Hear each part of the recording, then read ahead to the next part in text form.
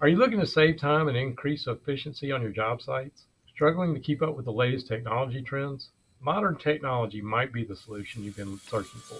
Come on in, let's talk about it. This is the Contractor Success Forum. I'm Wade Carpenter with Carpenter Company CPAs. With me, as always, Stephen Brown with McDaniel Whitley Bonding and Insurance. Stephen, are you seeing contractors using this new technology and finding cost savings or other benefits on their jobs? Oh, absolutely. And it's just blowing my mind what everybody's doing right now. It's very exciting stuff to me. Wade, I know you've done a lot of research on this topic because a lot of your customers and clients are saying, how do I figure out the cost to implement this technology versus the benefit of it? You were telling me about one of your new young clients was absolutely developing a reputation for themselves because of technology.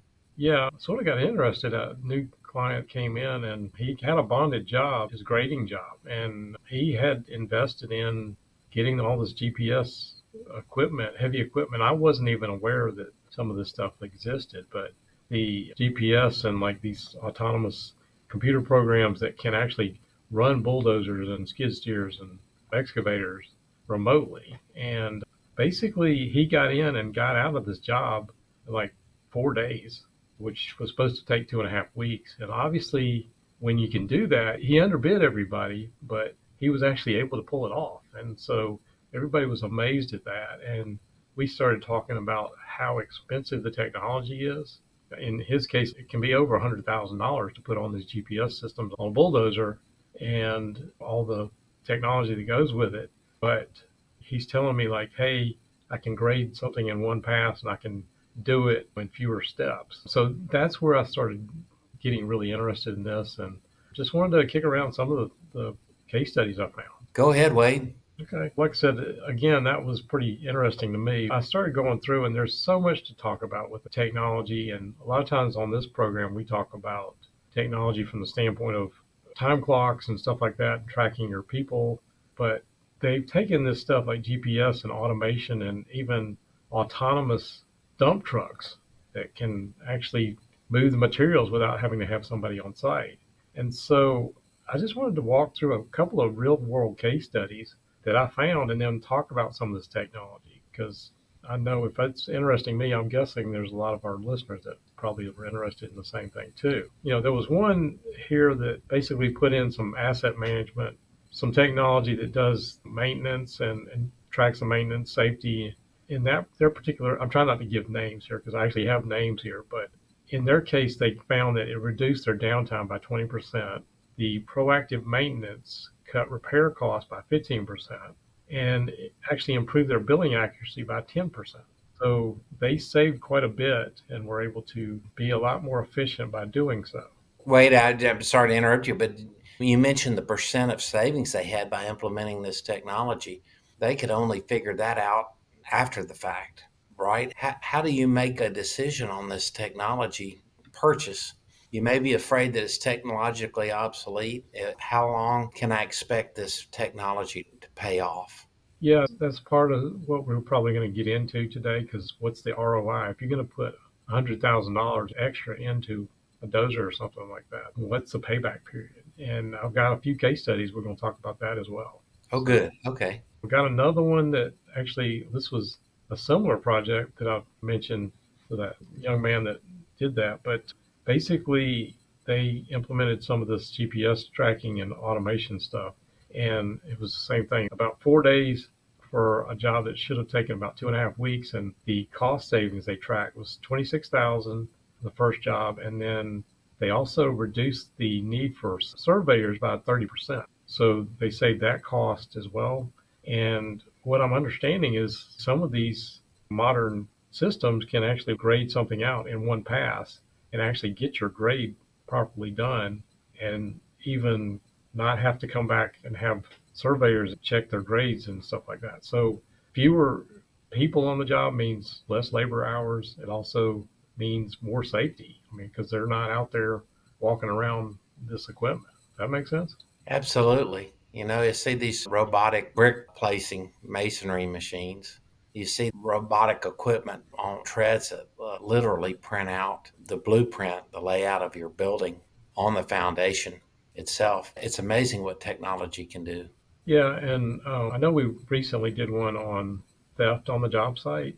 So this is probably timely. We had another case study where they put GPS and some of this extra tracking on the equipment. And in this particular case, they noticed that it reduced the insurance premiums by 20%. They recovered stolen equipment worth about $50,000 in this case study. And they say improved their resource allocation efficiency by 25%, which means and again, I'm jumping ahead, but if you got a fleet of bulldozers and you got to have them out on different jobs and you only need them part of the time, can you be more efficient and get them to the jobs? Because anytime those bulldozers or that heavy equipment is sitting idle, it's costing you money. And when it's running, that's when you're actually making the money. So again, getting better control over your assets, the savings and costs as well as security is another thing that I was just pointing out. Absolutely. Last case study, and then we'll dive into a little more detail here, but they actually used some of this technology when they had the World Trade Center cleanup after 9/11. They were having to haul away all this debris and stuff like that. And so by putting this technology and the remote monitoring, some of that in place, they basically reduced the project completion time by 30% is what they calculated. And I'm not sure how they figured this one, but they said they improved the safety compliance by 40%. So that's more of a larger scale job, but it was pretty amazing to see some of these case studies that come together. So if that's okay, I just wanted to take a little deeper dive into some of this technology. And again, I tried to pull out some statistics when I could. You start looking into some of this stuff, and some of this is from the equipment manufacturers, and obviously they want to point out the benefits of their products and those kind of things. But from what I'm hearing in some of the case studies, a lot of it seems to be true. So if you're going to put all that money in, what does it take to pay yourself back? Just think about the technology in construction from when the first steam equipment, earth moving equipment came about. We have some customers that were doing work up and down the levee system in the Mississippi River that were literally inventing and building steam equipment to move the earth. Can you imagine what a game changer a bulldozer was? And now, all these years later, and what was implemented in 9/11, state of the art construction processes are standard for the best companies. And if you're not doing it, if you're not embracing it, it's past the time to do it. It's costing you money. Now I want to go into, and some of these things I'm just hitting my case studies. One study showed that they had this real-time location tracking, reduced idle time by about 15%. And also what they refer to as geofencing, or basically tracking them. They did a study that reduced unauthorized use by 25%. And just trying to think about all the savings, like what are you going to put into this versus what benefits you can get out of it. And sometimes you have to think about some of the things these things actually do. But another thing they were talking about was this proactive maintenance based on engine hours. In one study, the proactive maintenance reduced repair costs by 20% and extended equipment lifespan by 10%. And again, I found my case studies on this. I had no idea whether a vendor was putting these together, but No, I don't. I think your information is fairly accurate. As an insurance agent, I see these statistics all the time about how technology is helping. For example, telematics systems for drivers is saving contractors money on their insurance. And dash cams now have AI built into them. They're literally can and do give feedback to the driver. It warns them if they're not paying attention, if someone's stepping out in front of them, they're about to hit them, if they're tailgating someone, it just gives them a warning. And a lot of folks say, well, my folks wouldn't have this because some of these dash cams even have reverse cameras where it monitors the face and action of the driver. That sounds creepy, doesn't it? Maybe not if you're training a driver, but these AI cams that you can monitor are now so inexpensive and so technologically advanced that there's just no reason not to put them on your vehicles and your equipment. And from an insurance standpoint, Wade, if you have this in place, it's so much easier to prove that you weren't at fault when something happened. I think specifically of a subcontractor that moved a forklift at night that they had barred on a job site. and they moved it out where the forks were literally sitting out in the street. And a guy riding his bike at midnight hit those forks and had some severe neck and head injuries because of it. That subcontractor swore that they had not operated the equipment. And luckily, there was a camera across the street that proved that they were operating that equipment. So the claim was big enough to max out that subcontractor's insurance policy, plus a good chunk of my clients. It's amazing. And you also led into the next one I was going to mention. The savings also, there's in the study that's talking about route optimization, basically reduced fuel consumption by 10%, and real-time tracking improved operational efficiency by 15%. And they were also talking about fuel consumption in the context of monitoring how long a piece of equipment is sitting idle and shutting it off remotely, things like that to save fuel. And also for enforcing the rules that you have over your company vehicles. That technology lets you do that.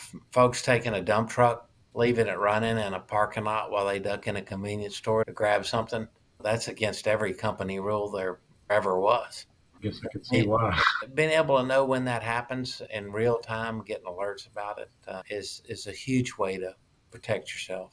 That leads into some of the other things. Safety alerts reduced incidents by 20%. Compliance monitoring improved regulator adherence by 30%. So that's another benefit there. But getting back into the cost benefit, this particular case study found that average fuel cost reduction of 12%, labor cost reduction of 15%, maintenance cost reduction of 14%. Mm-hmm. And as we already mentioned, that particular case, we also see some increased revenue because we can complete projects faster and allow companies to take on 10% more projects annually.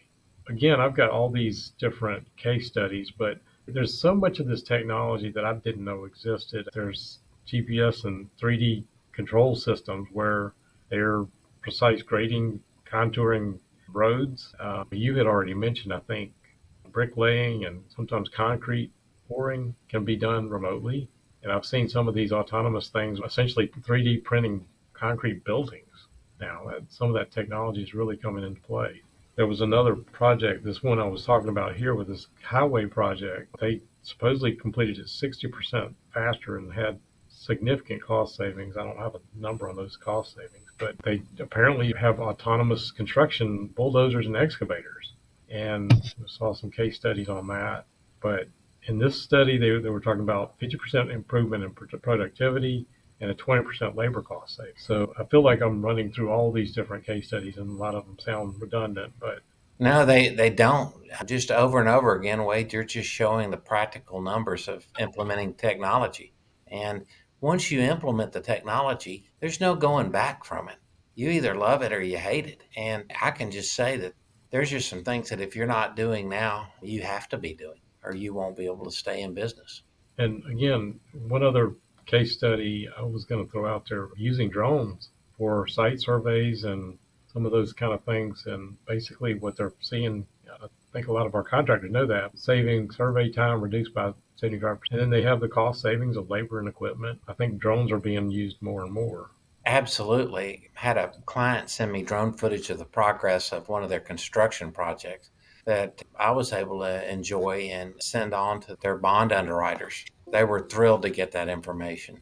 A lot of what I was looking at had stuff to do with GPS tracking and those kind of things. And I also brought up the geofencing and geo tracking. And a lot of these time card software now can, obviously you can put it on people's phones, and a lot of people don't want it. I've had some contractors trying that.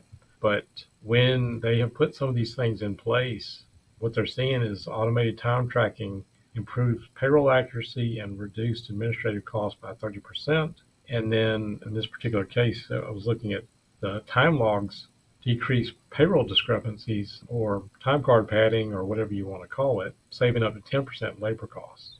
It's not just equipment, but there's a lot of things that are going on. And people ask me about things like the time tracking all the time. Yes. Yeah, Wade, that's something you deal with every day. You remember one of the guests we had on our podcast, literally out of frustration, developed a video and camera system on the job site with real-time stamping that showed the work that was done and completed. It really helped when there was an argument about the installation process or something had been done properly so they didn't have to go back and tear something up and rebuild it.